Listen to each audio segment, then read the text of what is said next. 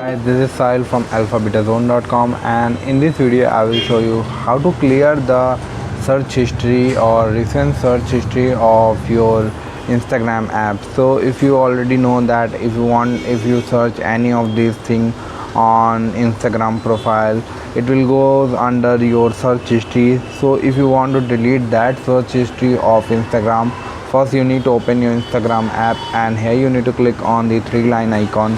Now here you can see that there is third option called your activity. Click on it. Now there are lots of options will be given, so you need to scroll down, and here you need to select the recent searches. Click on it. Now you can see that there are lots of options will be given which you search on your Instagram profile. So if you want to clear this, you need to click on the clear all. Now it will ask you won't be able to undo this if you clear the search history. So I want to clear all this search history.